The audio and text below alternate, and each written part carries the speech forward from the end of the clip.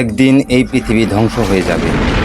মানুষসহ পৃথিবীর সকল জীবজন্তু, দৈত্য দানব মারা যাবে। জমিন ও আসমান কম্পিত হতে থাকবে।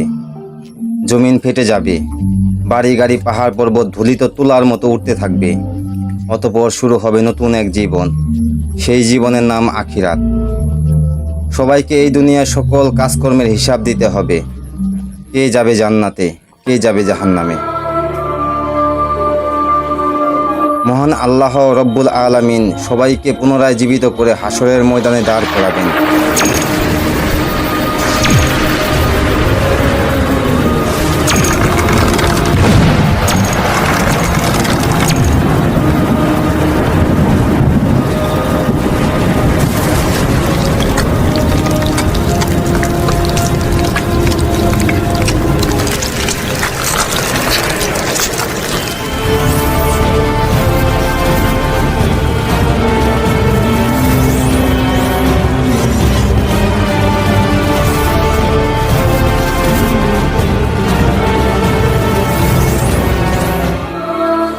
সেদিন প্রত্যেক ব্যক্তিকে 5টি প্রশ্নের উত্তর দিতে হবে।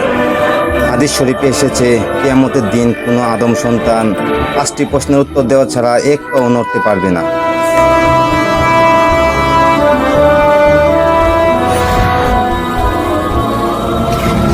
সেই দিন তাকে জিজ্ঞাসা করা হবে তার জীবনের লক্ষ্য ও উদ্দেশ্য কী ছিল এবং যৌবনকাল কিভাবে কাটিয়েছে, কিভাবে সে উপার্জন করেছে এবং তা কোন পথে ব্যয় করেছে, তার জ্ঞান বা বিবেক অনুসারে কর্ম করেছে কিনা এবং মহান রবের ইবাদত করেছে কিনা।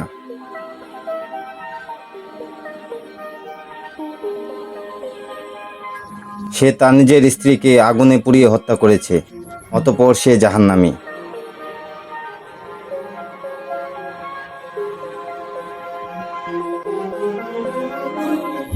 অনেক টাকা পয়সা থাকা সত্ত্বেও দান খয়রাত করে নাই, অথচ সেই টাকা দিয়ে নেশা করেছে, অতঃপর সে জাহান্নামী।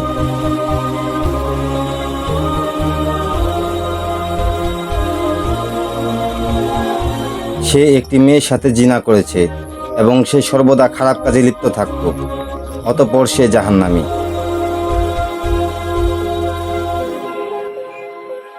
নিজের স্বামী থাকা সত্ত্বেও অন্য পুরুষের সাথে জিনায় লিপ্ত হয়েছে, অতঃপর সে জাহান্নামী।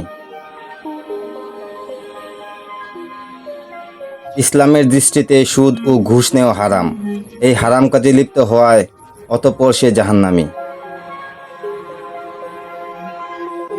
আল্লাহ ব্যতীত অন্য জনকে রব হিসাবে স্বীকার করা এবং মূর্তি পূজা করেছে, অতঃপর সে জাহান্নামী।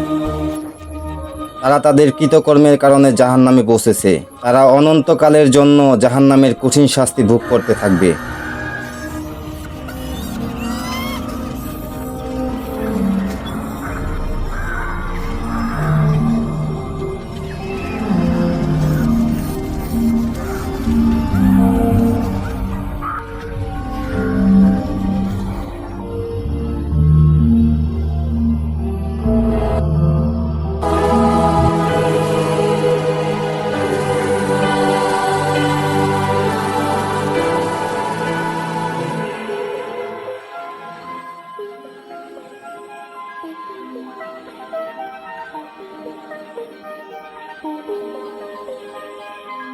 এই ব্যক্তি গরিব মানুষের পাশে দাঁড়িয়েছে, দান খয়রাত করেছে, অতঃপর সে জান্নাতি।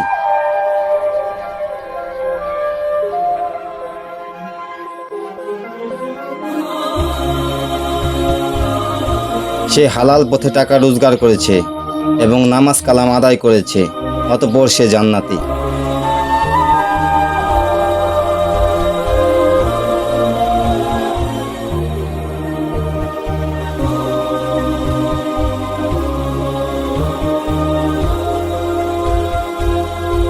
অসহায় মানুষের সেবা যত্ন করেছে এবং মানুষের উপকার করেছে, অতঃপর সে জান্নাতি।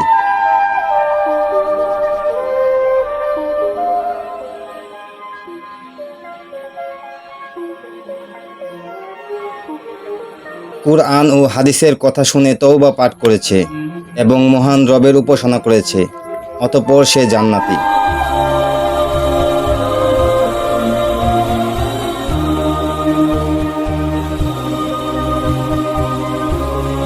কোরআনের জ্ঞান শিক্ষা দিতে গিয়ে কাফিরদের হাতে পাথরের আঘাতে শহীদ হয়েছে, অতঃপর সে জান্নাতি।